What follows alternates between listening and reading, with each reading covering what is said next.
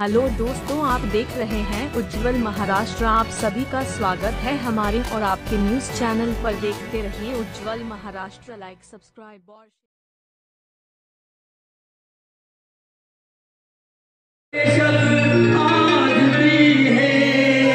माशाल्लाह फनकार का आटा नहीं है, उसे गवाया जाता है। आप लोग जैसा रिस्पांस देंगे हम दोनों फनकार वैसे ही कलाम पेश करेंगे। एक बार जोरदार ताली से इस्तेमाल कीजिए। सुभान अल्लाह। अच्छा लगे तो क्लैपिंग कर दीजिएगा। हमारी बड़ी मेहनत लगती है इसको कराना होता है।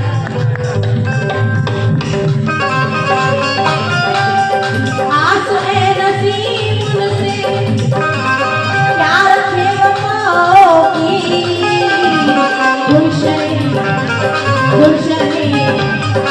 गुलशने मोहब्बत को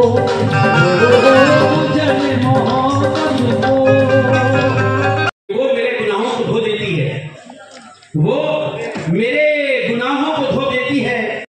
दोस्ती तो करते हैं हर किसी से हम, लेकिन घर में आने जाने का सिलसिला नहीं रखते।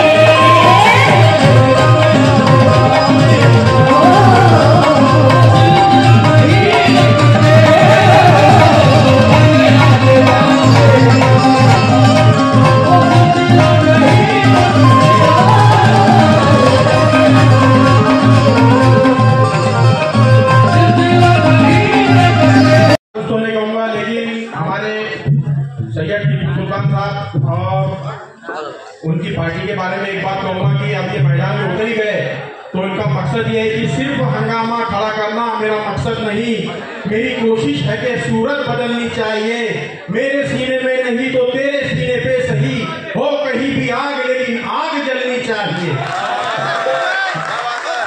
सारी पार्टियां हैं, लेकिन आज का दौर जो चल रहा है, इस दौर में मुझे ऐसा लगता है कि बाबा साहब विश्व रत्न बाबा साहब अम्बेडकर की विचारधारा पे चलने वाली कोई पार्टी नहीं नजर आ रही।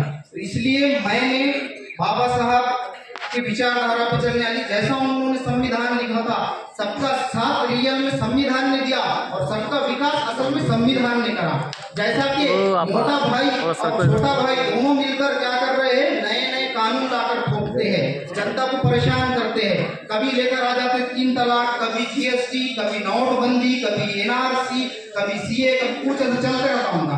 अभी ला लिए जो भी ड्राइवर एसोसिएशन है, जितने भी ड्राइवर है, जो भी ड्राइविंग करेगा, ऐसा जरूरी नहीं कि ड्राइवर ही, उनको 7 लाख रुपए का जुर्माना कहाँ से पे करेगा वो, और 10 लाख या 7 लाख उसको भी रखे उसमें दो। हाँ, और उसकी जो ड्राइवर एसोसिएशन के जो भी है ड्राइवर जो भी करता मजदूर को 15,000 रुपए तनख्वाह है, 10 से 12 से 15,000, वो 7 लाख का जुर्माना 10 लाख का जुर्माना कहाँ से पे करेगा। तो इसलिए बहुत जरूरी है जनता के हित में और जनता के हक में आवाज उठने वाली कोई पार्टी होना चाहिए। क्योंकि आजकल जो है, जो दौर से गुजर रहे हैं, इस दौर में तो ऐसा लगता है कि संविधान के दुश्मन सब बन गए। मेरा सबसे पहला एजेंडा ये रहेगा कि ईवीएम मशीन हटाकर 2024 का इलेक्शन किया जाए। ईवीएम मशीन हटाओ और संविधान बचाओ। बाकी इससे अलावा और भी बहुत सारे बातें हैं, वो इंशाल्लाह आगे पता चलेंगी। हम बोलकर नहीं बताएंगे, करके बताएंगे। और हमेशा मोटा भाई और छोटा भाई दोनों मिलके बहुत ज्यादा परेशान कर रहे हैं अवाम को और जनता को। बहुत सारी बातें हैं, वो तो जनता सब जानती, जनता जनार्दन है। मैं क्या बयान करूं।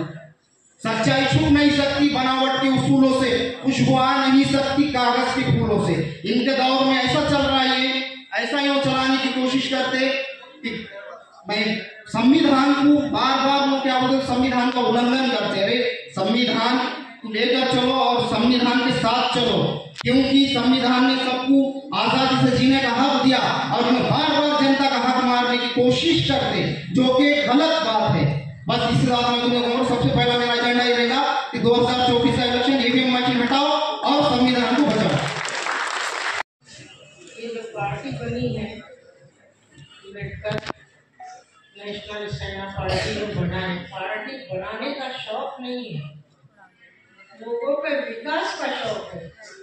लोगों की क्या मजबूरी है, क्या हालत है, इसके लिए पार्टी बनाए कि फरियादी फरियाद करने पुलिस स्टेशन जाता तो उसको ही अंदर बिठा देते। ये हालात चल रहे हैं वहाँ।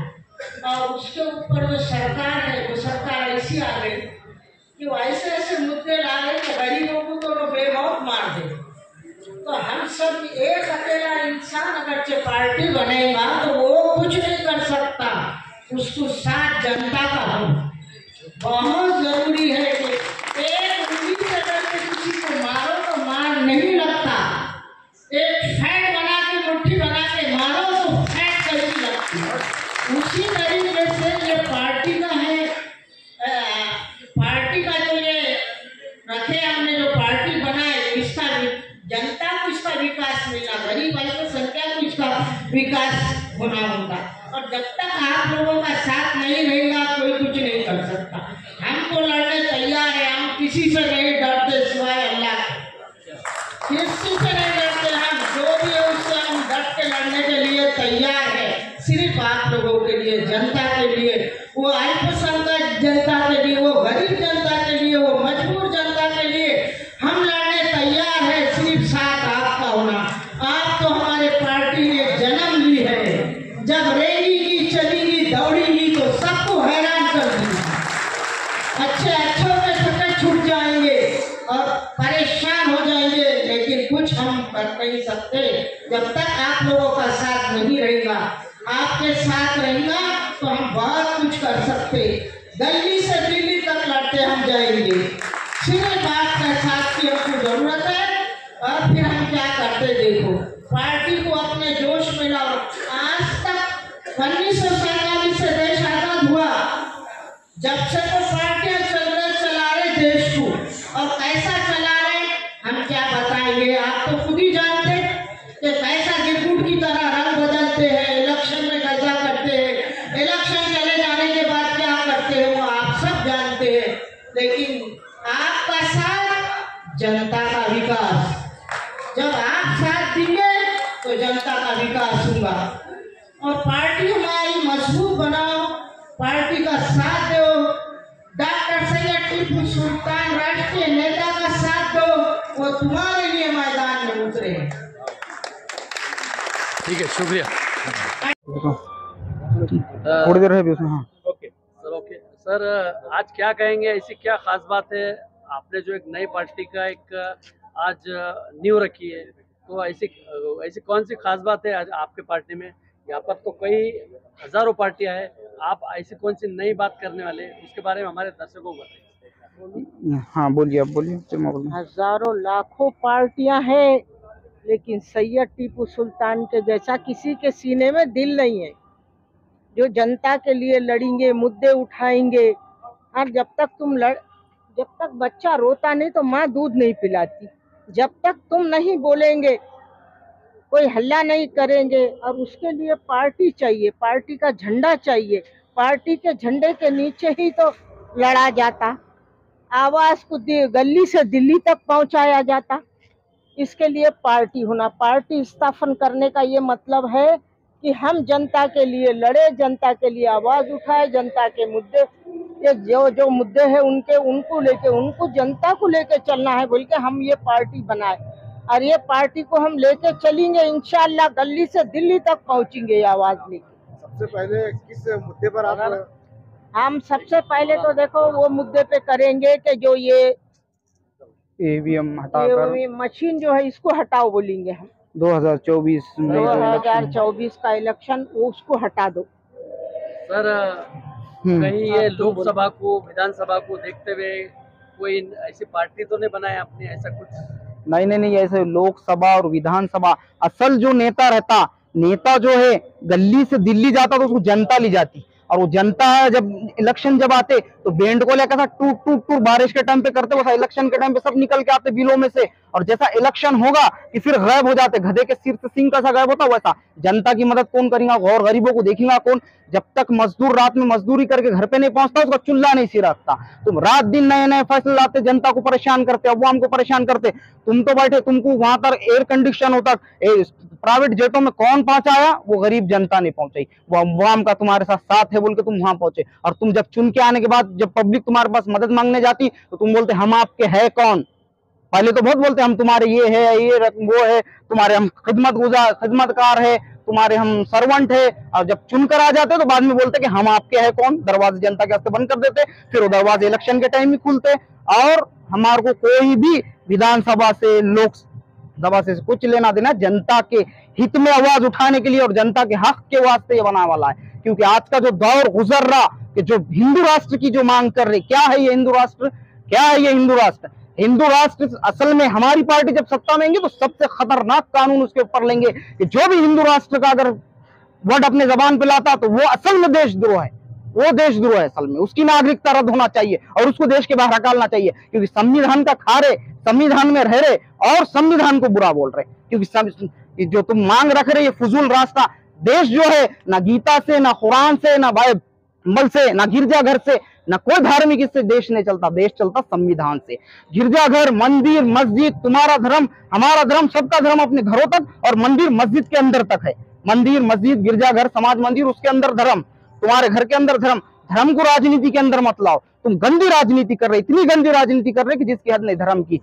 जिसके घर का बच्चा मरता या जिसकी कोई भी एक ऐसा होता महाब लिंचिंग के अंदर, इसके अंदर तुम मारते, वो कोई भी जात का हो, उसके घर के उसको जाकर पूछो, उसके माँ को पूछो, उसके बाप को पूछो कि उनके दिल पे क्या बीतरी होंगी। उन पे उस दिन खयामत टूट गई उनके ऊपर। वो कोई उनको पार्टी वार्टी से, इससे कोई दीन धर्म जातिवाद, ये जातिवाद राजनीति से कुछ लेना देना रहता।